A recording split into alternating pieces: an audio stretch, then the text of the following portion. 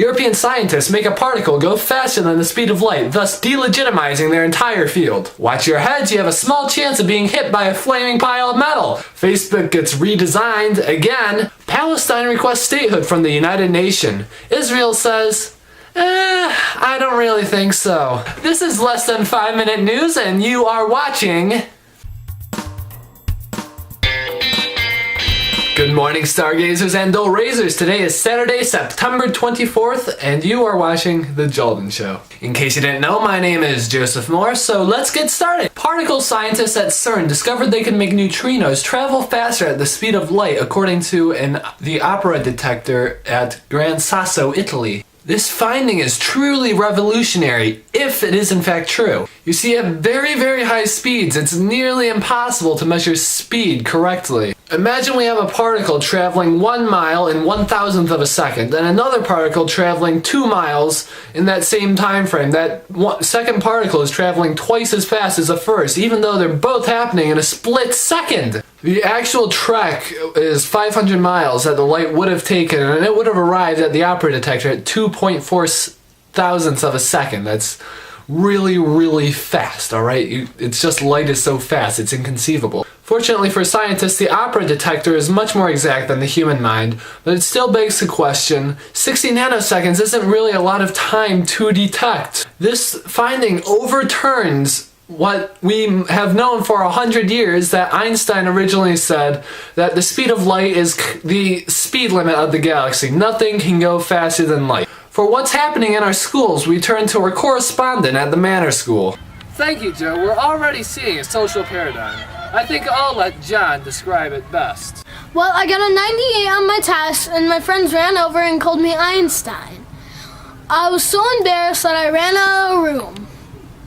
Isn't that devastating? I remember a day when Einstein was used as a compliment for someone's intelligence. Thank you, Joe. In other science-related news, you're all going to die! Well, probably not. Actually, definitely not. The UR satellite said to be falling to Earth today is going to be landing in the Pacific Ocean mostly. So here in upstate New York, we don't have really anything to worry about. But, you Pacific Islands and Hawaii, I'd watch your heads, maybe stay inside if I were you. Our next story includes something that we all hold near and dear to our hearts. The Facebook. Facebook, of course, was just recently redesigned, and already people are complaining and just hurting my ears with it all over. I miss the old YouTube. I miss the old Facebook. Everything is way too streamlined. I don't like it. Alright, I've had enough of you. We don't need that app anymore. Things change. You gotta get used to it. I mean, imagine what Google would look like if it still looked like this. Facebook is redesigning its site so that there are 2 columns instead of the conventional 1 column, and they will be organized in a kind of timeline chronology of events.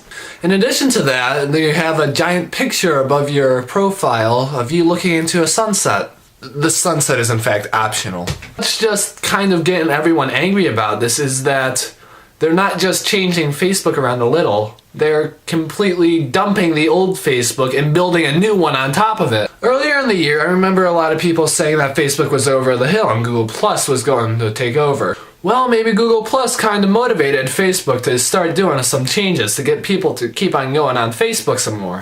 Whatever the reason, Facebook is getting a well-needed facelift. No pun intended. So, what's your opinion on the new changes on Facebook? Well, I've got to say that I don't really mind. I'm welcome to the new changes. Facebook was getting kind of clunky and annoying, and this looks like it's just going to be really nice to use. A lot more easy and more engaging. Alright, last story. Palestine is requesting statehood from the United Nations today. I'm the first to say that I'm definitely not the one who's meant to make the call. I really don't know anything much on the Israel-Palestine conflict. And I'm not sure if the two-state solution would be the best. But staying as a single state has really not worked well for Israel and Palestine in the past couple of years. So I'm gonna throw my support into the two-state solution. And besides, a couple time apart might be good for their relationship, you know?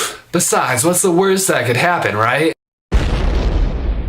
Yeah, completely harmless. So we're probably out of time or nearly out of time by now, so I think I'm just gonna leave it at that. I will see you all again on Wednesday.